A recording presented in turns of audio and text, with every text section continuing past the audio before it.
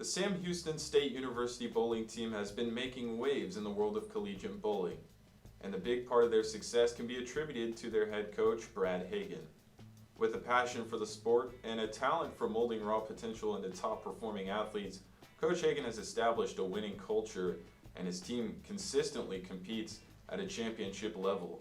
In this feature, we sit down with the mastermind behind SHSU's championship contending bowling team and to learn about their future and the secrets to their success.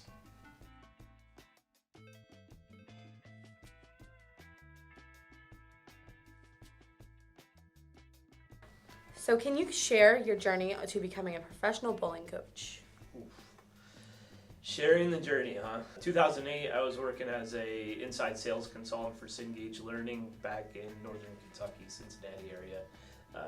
Just doing clinics and getting involved, again, locally in the community. I'd quit bowling completely. I was just tired of it after college and trying to dabble on the pro stuff and still work too much, so it didn't work very well for a while. The owner of the center in northern Kentucky asked if I would partake in what was called a bronze level class at the time, just to help have what's called a USBC certification. And that weekend, I actually met the current coach of Alabama State University, who is still coaching at Alabama State, Coach Chapman, and then at the time, Coach Kramer, who was the Stephen F. Austin coach at the time. And she's the one that actually made me aware of this being a rival, I learned at the time. And one thing led to another. I was super interested in it, just figured I'd throw my name in the hat.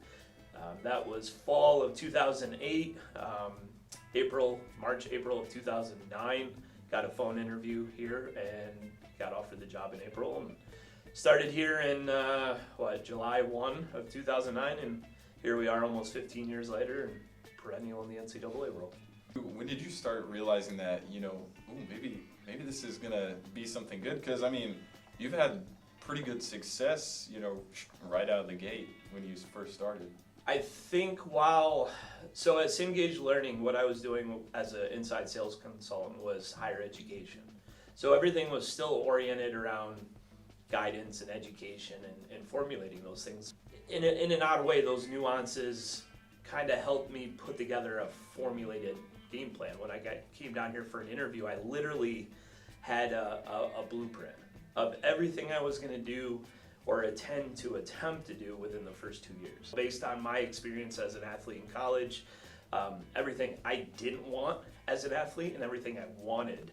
So I took those experiences from my university pass on the club side and said, all right, if I had this chance and this opportunity, again, with my managerial business, whatever you want to call it, background, that's how I wanted to kind of formulate the team to start anyways and see what happens. And thankfully it turned into something pretty special. Nice. So earlier you spoke about you went into this interview with a blueprint of how you wanted to approach the whole situation. How close have you followed that blueprint? Has it changed? Has it altered any? Yes, I mean you need to. We kind of say a game plan's only as good as it is until it changes, right? So right. There's factoring influences anyways that happen, but the first couple of years I tried to stay pretty solid to it.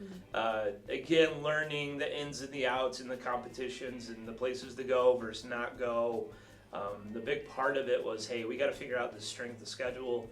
No matter who the better, bigger teams are, we got to go figure out where they're at and how to play them as much as possible. So we were either going to sink or swim, and luckily that first year we still to this day are the first true first-year program to ever make postseason, the national championship. Let's talk about that because you mentioned, these teams are very competitive. They, constantly in the running for an NCAA championship. So you guys won an NCAA championship years ago.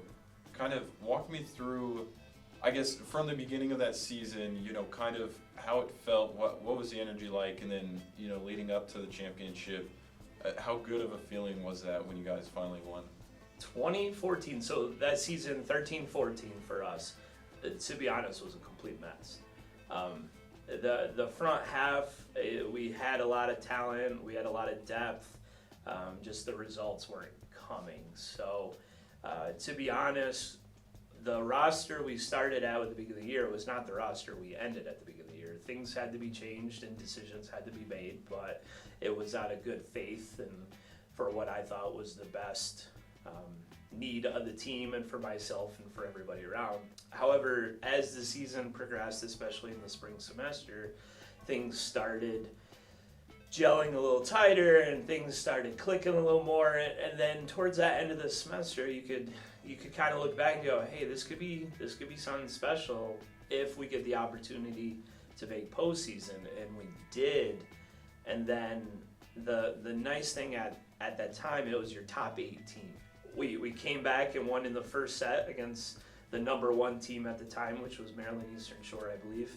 And then we had the second round, which ended up being against, I believe it was Whitewater, I think anyway, excuse me, it's been a bit, who actually won. I think they were like however the bracket flipped, but they were a lower seed as well. So we ended up sweeping, I think beating them or sweeping them. And then we turned around to make the show. We had to bowl the number 1 seed again, so Maryland Eastern Shore. I do know that part of this. And then we ended up beating them, going 3-0, making the show, and then ended up bowling and competing against University of Nebraska, who's a perennial, and Coach Straub, and the rest was history. So how would you approach your team and get them prepared for such an event as the national championship? Ooh. We would stick to the same things we have been doing.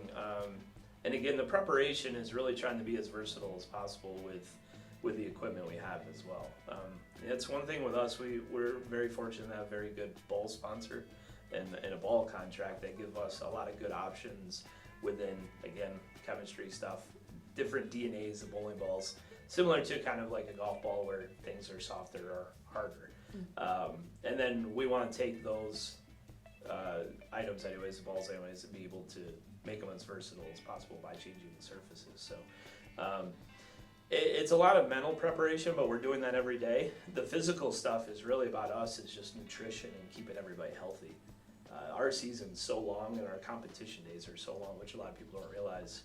I mean, we're on 15-hour days and we're competing for probably 8 or 9 of that. So a lot of it's just keeping everybody healthy and strong and mentally sane and try to keep their bellies full. Bellies full and mind clear. A lot of protein shakes. What kind of advice would you give to somebody like that who's in a similar situation, who has all of this in front of them and they kind of have to just put it together, make it work? Put together and figure it out. I think that's the one main thing is you have to be able to do what you can with what you have at that moment and find a way to overcome anything that may get in your way. So discipline is always a thing I sell, and that's always been drilled into my mind and head as a young age, as an athlete and with mentors and coaches. Structure, I think, is no matter how tough it is these days, you can say, we have to have structure. It needs to be black and white. It needs to be as linear as possible. Now, I think that's the biggest thing, because we wanna hop instead of staying the course. And one of the guys I look up to now, even more so over the last 10 years, that was a big part of our conversation. No matter the adversity, no matter the obstacles, no matter what may be in your way to slow you down or get you off path, you have to stay the course and believe in what you are selling.